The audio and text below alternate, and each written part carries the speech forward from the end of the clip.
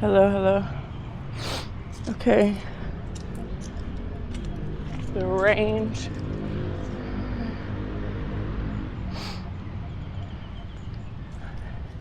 Cool. Okay, rules of my podcast. There are no rules. Okay. There is no judgment. There is only freedom. And whatever you want to share, you can share. Whatever you don't want to share, you don't even have to bring it up. My name is Miss Baby Ninja. I am the host of the Highest Frequency Podcast, and today is episode 006. And I have a special guest and friend that I met at another Muay Thai camp, or at another part of Thailand. We were both at separate Muay Thai camps, but very close together. Anyways, I'll let him introduce his name and where he's originally from and why he's in Thailand. My name is Jeffrey Hu. I am from the Bay Area, California, and I am here in Thailand mainly to fight, make a living out of fighting. That's okay. And also, I really like the vibe of this place compared to back home. Where's home? The Bay Area. I would actually say, when I talk about the vibe, I would just probably say the U.S. in general. Yeah, the U.S. Yeah. I resonate with that. I'm not really I found out recently I'm so grateful for the passport I have, but that's about it. You know what I'm saying? A United States passport gives you a lot of leeway. Oh yeah, it definitely does. So I found out people from India have to wait to get approved to get a visa to come here. Ooh. You can't even just fly here. You know, many countries are they don't have what we have. But that's about the only thing I am thankful for, and that you can kind of build whatever you want. Oh yeah. And probably also the fact that we have freedom of speech. Even though a lot of people nowadays take it a little too far. Yeah, right? Yeah. Yeah, they do. Okay, so you're in Thailand as a Muay Thai fighter? I'm primarily a Muay Thai fighter now, but I'm trying to transition into MMA. I already did 2 MMA fights out here. And, I would say, it's a really nice place to train MMA, but as of now, it's also pretty hard to get MMA opportunities. You were saying that, yeah. But do you think that has to do with maybe the camp or the gym or the area that you're in that can maybe help you or hinder you in getting an MMA fight in Thailand? I think if you're gonna start off, try to get a good win streak going, I would say definitely go to a gym where they have good connections. If say you want to get a good win streak going to start off your career, to build some confidence, Yeah. Yeah, that's so cool. So I want to get right into, I have looked at Jeffrey's Instagram because I've never seen him fight physically, and he does these walkouts before his fight, that he plays this awesome music and he just does what he wants. He creates his own character on the walkout to the ring. What inspires you, and how do you pick a different one every time you go out into the ring? Well, what inspires me is that, I thought, I'm from the Bay Area, and the Bay Area, we have a really huge hip hop culture. Oh, yeah. The Bay Area. Yep. That's why I'm wearing a Stephen Curry jersey. I love it. Yeah. We have a really huge hip hop culture. We have a very unique one. It's, how do I say, pretty much referred to as hyphy, or the hyphy movement. You do play some hip hop rap music, yeah, and then you do these dances. So yeah, keep on going. The inspiration. The main inspiration was that I thought to myself, one is that I'm from the Bay Area. 2, I really love hip hop and rap music. So I thought, why not just like showcase like why not like say when I go in there, just showcase what the Bay Area is about. Because in fighting, and when you do a fight, you can create your own, your walkout, right? You can do whatever you want on the walkout, right? yeah. That's your art, your performance. I have a question about this because I want to do these things, but my mind holds me back. The judgment, I'm scared to be completely myself. And when I see you, you are just, you're yourself. You don't hold back. Was there ever a point when you held back, or have you always been this way? Like not caring? Well, I grew up with autism and ADHD, and to be fair, there were times when I held back. I also grew up under a traditional Asian family, where we're kind of taught to be reserved. Oh, but wow. as time went on, you know, as I got older, I decided why not just be my own character? Why not just be myself? Because people barely give a fuck. And Exactly, but we think they do. oh yeah. And the people who do judge us, we shouldn't care about them anyway. Exactly, because I'm just thinking, you know, like it's probably gonna be some like random stranger whom you're not gonna see again. Keep talking. I'm just gonna always check if the camera's working. Yeah. Yeah, it's gonna just be a random stranger. Yeah, it's gonna be a random stranger, or if it's like, for example, someone you know, right? Yeah. That person is probably not gonna be in your life for pretty long. Nah. As Dr. Seuss said, if I remember this quote clearly, those who do not mind matter, and those who matter do not mind, and those who mind don't matter. Oh. Okay, hold on. I've heard this quote. Okay, say it one more time so I can repeat it. Go slow. So, yeah, I just remember the full quote. That's from Dr. Seuss too? Yeah, I remember seeing that in my high It's- school yearbooks. Okay, can you repeat it again for me? So the full quote is, be who you are, say what you feel, because those who mind don't matter. And Those who mind don't matter, and those who matter don't mind. and those who matter don't mind, because those who matter love you for your authentic self. And that's so hard in life, because we want to fit in. We want to, unconsciously too, we pretend to be people and things that we're not, so we feel like we're not alone. Oh yeah, definitely. There's so many times where I've hidden myself. I'm learning finally, like, I need to just be Miss Baby Ninja, you know? I don't want to say my name because I'm trying to be just the ninja online, but it's been so hard for me to break out of that shell. And when I see you, I just see that shell broken open. And you're such a quiet person in person too, which is really interesting. And I've noticed a lot of maybe like people, like actors or artists, and they're quiet people in person, but on the stage is a whole nother like weapon. It's a whole nother game. Oh yeah. So when was the first time you like did a walkout with music and stuff, and a dance? I think with the walkout and the dance, it was last year. I forgot what month it was. Probably like it was like around the summer or fall, and I was walking out to Fizzle Dance by Mac Dre. Fizzle Dance by Mac Dre. Fizzle Dance. I have to hear it. Oh yeah. But anyways, wow. And then you just and you were like, can I just ask if they can play a song for me, and I am gonna walk out to it? Is that how it went?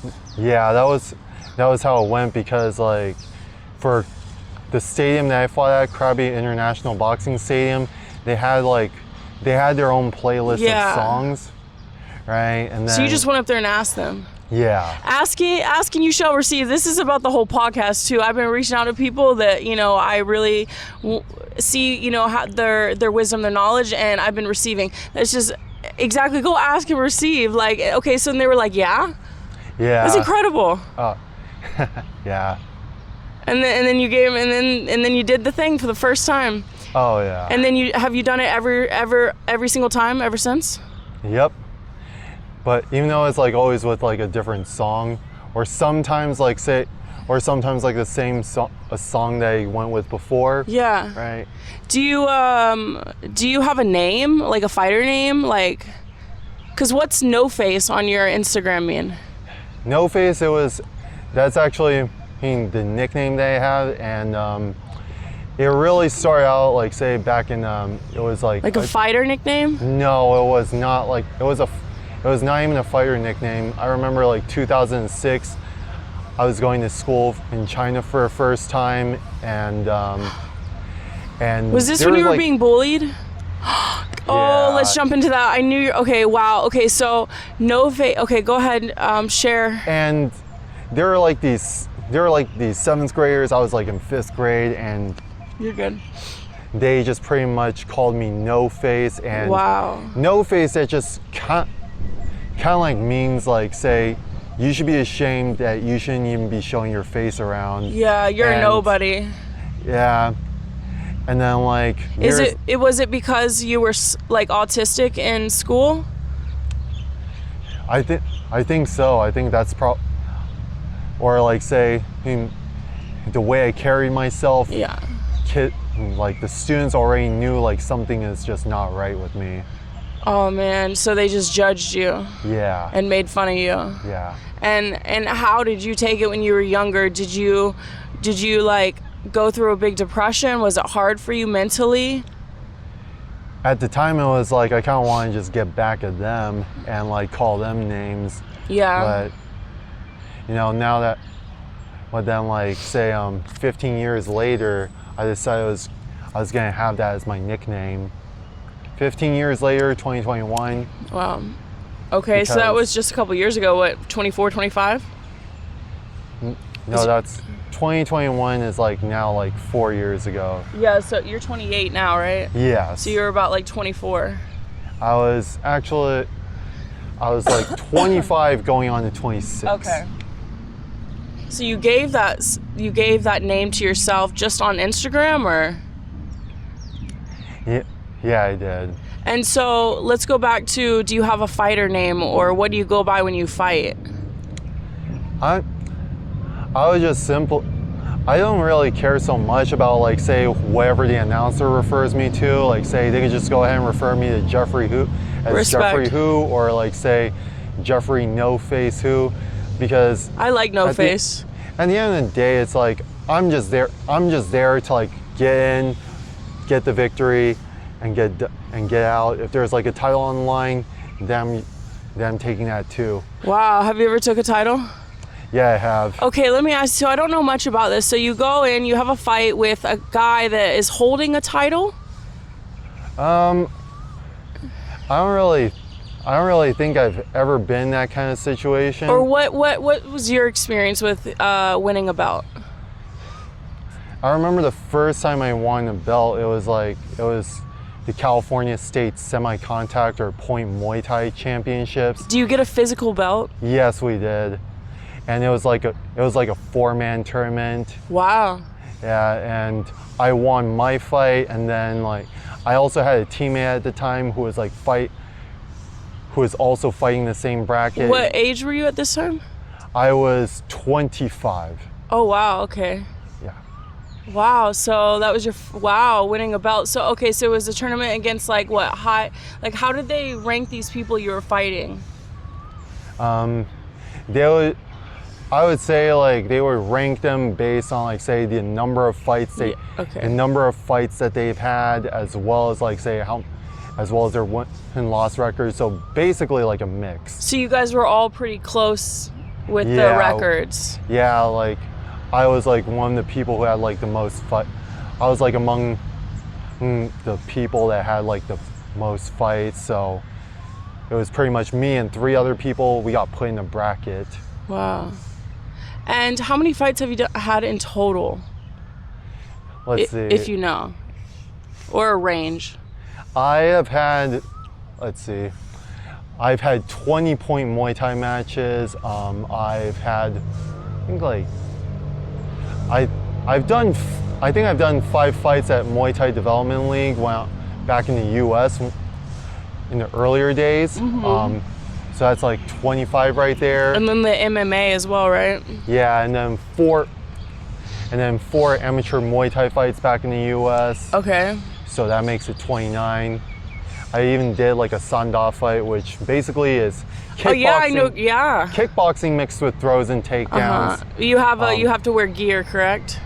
Yes, Yeah. we have to wear like the bite, the chest protector, the headgear, the shin guards. I met a guy who did that. He showed me some fights. It was really cool. Oh, Sandi, yeah. right? It's Sanda. Sanda. Yeah. That comes from Kung Fu. Like they teach that at the Kung Fu schools as well. Yes. It's the Chinese martial arts, correct? Correct. Okay, cool. So you did a couple fights in that as well? I did only one fight so far, and then, so that makes it 30. I did like a semi-contact boxing match, and then like I've competed in Taekwondo a lot before I went into Muay Thai. Is that contact? Yeah, it says Taekwondo. Oh, that is full contact. Okay. With no gloves, no pads, nothing, right? Actually, we do have we have like the foot protector. We have like the shin pad. Like the socks. And then the arm protect. Yes. Okay, so you have like thick socks on as protectors. Yeah, I guess you go ahead and put it like that. And of course, mouth guards. Yes, on every mouth sport. guard, the headgear, and also the chest protector Okay. as well. And then also the glove, and also like the fingerless gloves. I like those ones. Yeah. Wow. So yeah, let's just go with the lucky number 38. 40. With all the little here and there, 40 Yeah. fights. And then in addition to say 15 Muay Thai fights here and then 2 MMA fights. We're gonna go with 60 fights. You just never know. That's incredible. And you're 28. Yeah. How old were you when you had your first fight? I was 19 when I had my first fight, and it was and this was when I was doing Taekwondo at the time. Wow, you've done it all. Yeah, and believe it or not, it was actually a collegiate match where it was like Stanford against UC Davis, and then I was at San Francisco State at the time, and somehow we got invited to compete as guests, and it was me and some other guy, and at the time it was I got completely schooled at the time because I didn't know what I was doing. That's how you learn. Oh yeah. You got schooled. Wow. That's how you learn. Oh yeah. Wow. That was your first fight, right? Yeah. Yeah. Wow. So what'd you learn from that, if you can remember? What happened? I think I remember I was like a brown belt at the time, and then I was going up against a black belt, and this guy was he was roundhouse kicking me and head kicking me Instantly, yes, and I didn't know what the heck I was doing, and then they ended it around this. They ended it after the second round, and he got 20 something and I only got 2 points. Wow. And wow. yeah. And what you were after that, I need more. I want to get better. Yeah. Yeah. Did you have a rough mental? Because sometimes when you lose fights, it can be mentally it's mental. How do you face losing fights?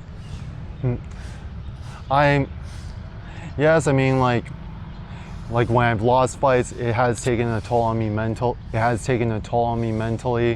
and I would say the best thing to do is just basically keep on training.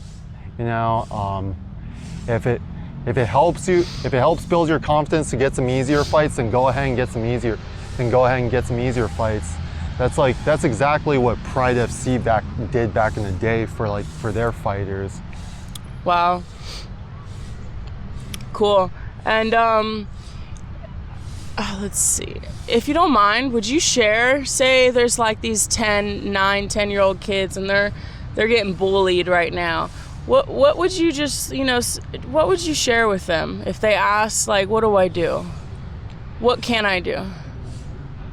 I would probably say if someone's putting their hands on you, go for it. Go for it, elbow. have a Muay Thai clinch, knee him in the gut, knee him in the face. There we go. Yeah. And yeah, if you're dealing with like say if you're dealing with like multiple attackers, like you want to like kind of like do what's called form a line against them, where it's like instead of like say for example I'm in the center, right, and then I have one attacker here, one attacker or there, or like this is a really bad spot for me because I have to deal with like both people at the same time. Taekwondo, you get taught to like deal with multiple people at a time, right? Is it Taekwondo? Well, I don't think all Taekwondo schools do that because a lot of them are like focused on sport, on like sport Taekwondo. I would say there are instructors, like if they teach self-defense, then they might talk about that. My original Taekwondo instructor, he taught about that. He's like really old school. But if I were to think about any sort of martial art where that is where you most likely learn that, I probably go with Krav Maga. Yeah. Okay, so if someone's coming from here and here, what would you do? I would move around, like say I would move around where like I'm at the end, and then like say for example, 'cause you can't think, fighter right? A, fighter B is like fighter A is right in front of me, and then right behind me is fighter B, and then I'm gonna clinch up fighter A and beat him up. Back elbow, the other one coming up from behind? Well, I mean, if he does come from behind, like I'd probably go for a I would back probably, kick. if you guys are, I'd probably teep one, elbow. You think that could work? Teep them away and then come back, and then maybe, or teep or kick. I would say the best thing to do is like try to like form a line with them, and by what I mean by that is like say you move around, right? Okay, like moving say around. for example, like I said, as I brought up earlier, like say fighter A is like right in front of me, I'll just clinch him up. Fighter B, I'll just clinch him up. I'll just beat him up in the clinch, Ooh, and then with the knees. I'm gonna use him, and then I'm gonna use him as like a shield against like the other fighters. Damn, that's gangster. Against like the other fighters, like say I probably like keep the other fighters away. And when like that's Bruce Lee's kind of stuff. I mean, I want to be my own like woman Bruce Lee ninja. But that's cool. Yeah, that's. But yeah, then again, other than that, like if you're like in a street situation, like if you can run and you go ahead and run, then just go ahead and run, because like it's not like a sanctioned fight setting where it's like you get like some sort of like medal, you get some sort of trophy or belt or even money. Yeah. Like why go through why put yourself at risk? Yeah. Risk of like gaining more damage Ego. when you could just simply like avoid it completely. I just saw two girls in Hawaii fight, and I'm looking at them like, over nothing, and I'm like, it's just drama, ego, like there's no reason for this, and I'm thinking like these girls just need to get in the ring, settle it with an agreement. Like a street beef situation. Yeah, I love that show. You watch that show? Street Beefs. I've seen some fights. I mean, I definitely I follow the Instagram. They're pretty funny on there, yeah. There's this underground one where they do it like on this concrete. It's not Street Beefs, it's like underground. It's crazy though. There's like no rules. You can like head stomp. I think I've seen that before. I don't really know the name. Yeah, it's intense. Okay, let's see here. Yeah, so you are a professional Muay Thai fighter, correct? Yeah, if you're fighting out here in Thailand regularly, then you're considered a professional Muay Thai fighter in the sense where you fight and you get paid. Mm-hmm. And you're sponsored. Are you sponsored right now? And I know you have been sponsored, and what's going on with that? And what do you want?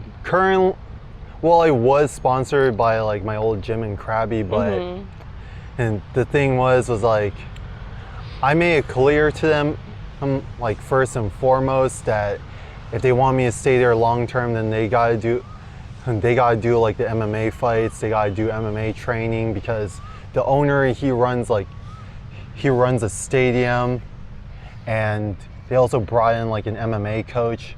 I actually did my first MMA fight like at that stadium back in 2023. Was it an octagon or was it? It was like a Muay Thai ring, but at the time the owner said like, this is the only time I'm gonna do an MMA fight. Wow. And like pretty much did that and against the Thai guy, you know. Oh wow. Took him down actually. He like kicked me and then grabbed the leg. And you took him down. Yes. It was a little bit difficult because like at the time my grappling was not that Did you was not come great. from under, or you take him from the legs, or? I grabbed his leg. I punched him in the. I gave him 2 right hands, and then like I clinched up with him, try to like go for that single or double leg, and like took me a while, but when I finally did, like it was like we were near like one of the corners. How long was the rounds? It's supposedly like 5-minute rounds. I know they're but, long. Yeah, but I finished it in like, I think it was like 3 minutes, 30 something seconds. Wow. Like with the ground and pound.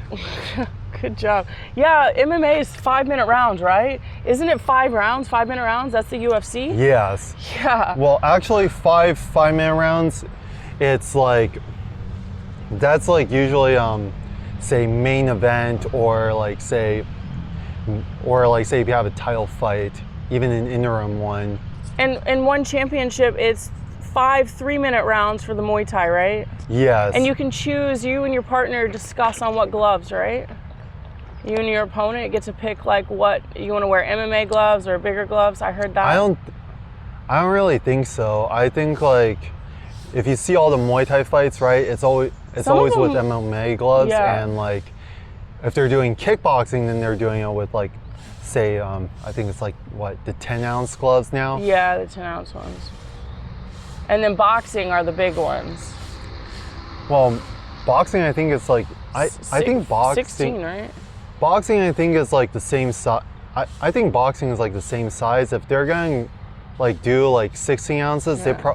it's probably gonna be with heavyweights. Yeah, I like to box with this with light 10 ounce, but when I started boxing, they gave me big ones, and I just didn't like it. I like that small fit, you know. Yeah, and not to mention that the small fit does a little more damage because there's less padding. Yeah, yeah. I need to get some real MMA gloves. Cool. So, your family all in California? Well, my parents divorced, and back in the Bay, I live with my mom, and I have a sister who is like in New York. She's like 11 years older than me. I'm married, and my dad, I think he's in SoCal all right now. Like, haven't really interacted with him as much. Yeah. I also have like a half brother on my dad's side. I think he's still in Shanghai. Wow. And how long have you been fully kind of living in Thailand, like training, like on and off for how long? I would probably say like maybe like say for like about a year now. Like, okay, same as me.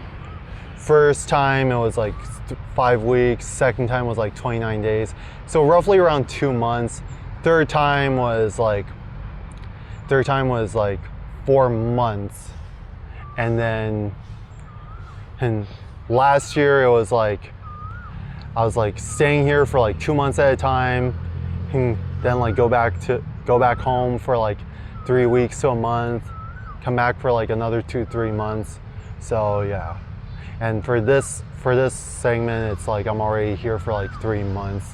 And so are you going, oh, okay, and are you going, you're heading to a gym tomorrow. Are you going to be staying there for a while? Is it a new gym, or are you going back to the gym that you were at when I met you?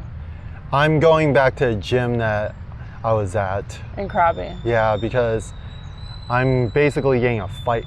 I'm basically like getting a fight under them, so. Yeah, absolutely. Yeah. And you're gonna stay there for a while this time, or just kind of go back and forth?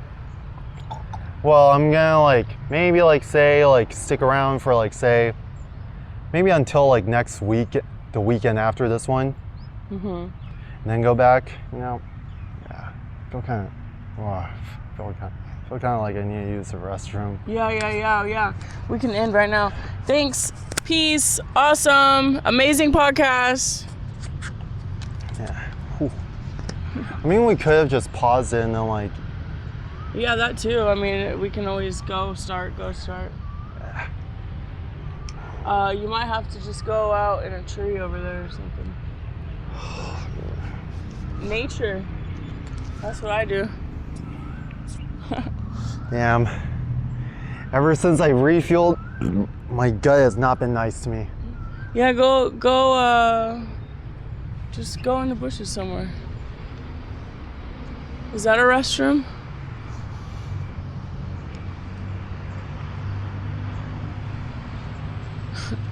I'm super ghetto. I just say go out in the bathroom.